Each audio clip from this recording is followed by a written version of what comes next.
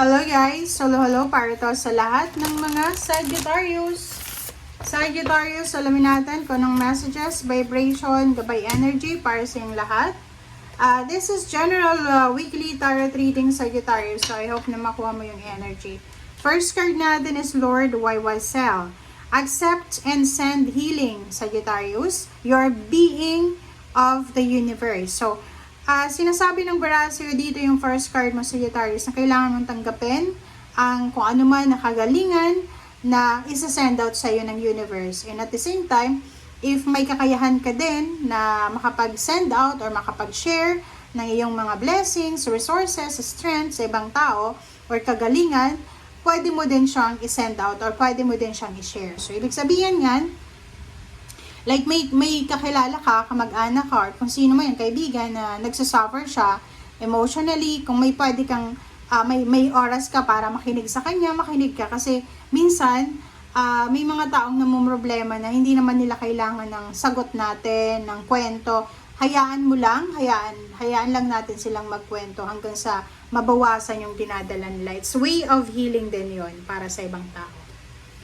Okay?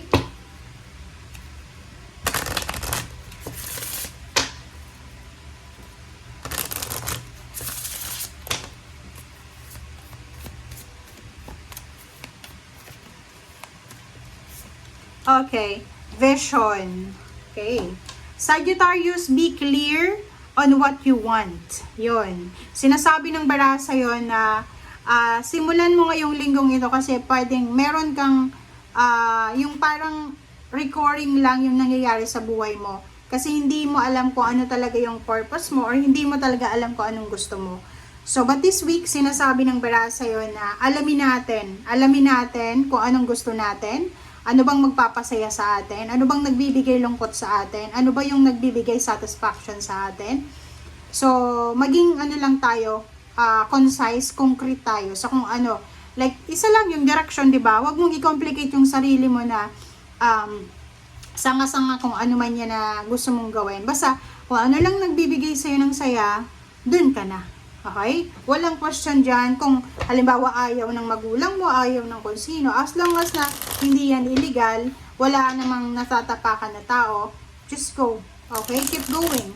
Yun yung sinasabi ng barahan mo.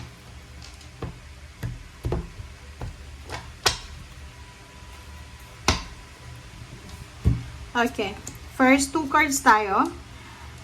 First two cards is 7 of Pentacles and 3 of Wands. Nakikita ko sa'yo dito, Sagittarius, na meron kang hinihintay. Okay? Sinasabi ng Barasa sa'yo dito na meron kang hinihintay. Pwede naghihintay ka ng salary increase. Ano ba yung hinihintay mo? Visa, passport, or any, any result, positive result or outcome. So, pwedeng, naghihintay ka ng resulta, like nag-loan ka sa bangko or sa kung saan pa man na lending company, or pwedeng naghihintay ka ng visa, passport, contract signing, or promotion, or salary increase, or kung ano man to na hinihintay mo. Okay? Sinasabi ng Barasa sa'yo dito na just keep on waiting. Keep on waiting lang tayo eh. Kasi, alam mo ba, pag may hinihintay tayo, wala tayong choice kundi maghintay. Okay? Kung masyado tayong impatient, tayo yung talo. Kasi wala tayong control dito sa mundo.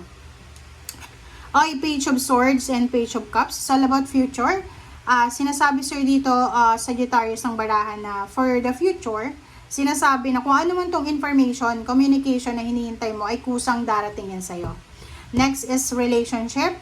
Huwag mong, i-chase, hanapin yung relasyon.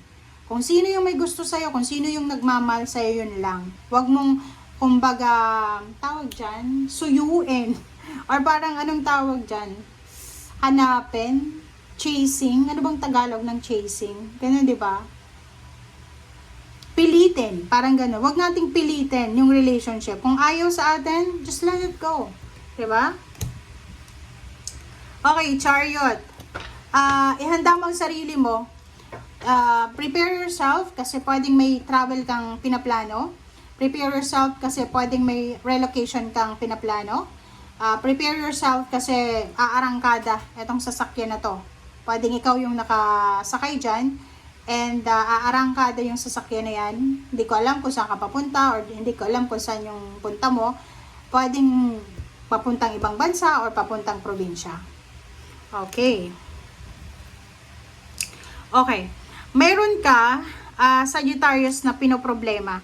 Nakikita ko sa'yo dito, since last year pa to, or few years ago, mayroon kang pinoproblema. Ang isa sa mga pinoproblema mo is yung relationship mo. Kita ko sa'yo, kulang ka sa trust eh. 'Di ba?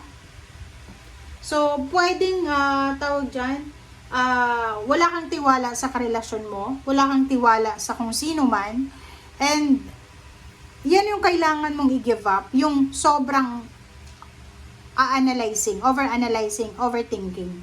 Like for example, kung nasa long distance relationship kayo or nasa malapit lang, yung sobrang pag-iisip sa karelasyon, yung sobrang selos, yung sobrang tamang hinala, yun ang kailangan mong i-give up.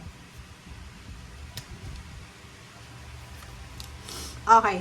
Dito naman sa dalawang barahan to, napakaganda to kasi sinasabi na isang hindi inaasahan na kumbaga new beginnings ang darating sa'yo.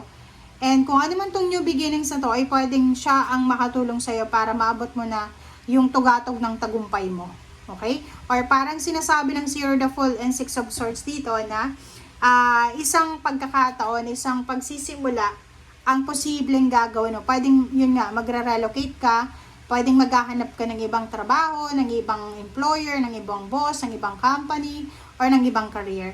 And nakikita ko sir dito, kung ano man tong decision na gagawin mo, siguro eto talaga yung talagang wini-wish mo, or eto talaga yung laman ng puso mo. Okay, 7 of Cups. So, if you're in the middle of decision making, kung may mga gusto kang gawin sa ngayon, like eto, pag-a-apply ng trabaho, pag-alis, pag-resign, pag-travel, kailangan mo daw na magpakatatag para, kumbaga, piliin kung ano talaga ang gusto mo. Yun nga sabi sir dito, get clear on what you want. Ang importante kung ano yung gusto mo. Okay? Nakikita ko sa'yo dito na for this week, sobra-sobra kang magiging workaholic, 'di ba? This week, trabaho, gabi-araw, magtatrabaho ka, sobra-sobrang obligations, pwedeng kailangan mong buhayin yung pamilya mo, yung magulang mo, ganyan, ganito. Three of Pentacles, yung Three of Pentacles dito is all about partnership, commitment. If you're a business person, marami kang commitment ngayong linggong ito, maraming meetings, conference, or kung ano pa man. Yung iba din sa inyo, busy sa pakikipag-party, pag-iinom, kung ano pa man. And yung iba din is busy sa pag-aalaga ng kanilang pamilya. Last card mo dito is 8 of Swords. Yung iba, walang ginagawa sa ngayon, naka-bandage lang sila. Ibig sabihin ng naka-bandage is restricted. Wala silang pera, walang trabaho, walang pamilya, wala. Zero. Okay? So, thank you guys for watching and see you again. Bye!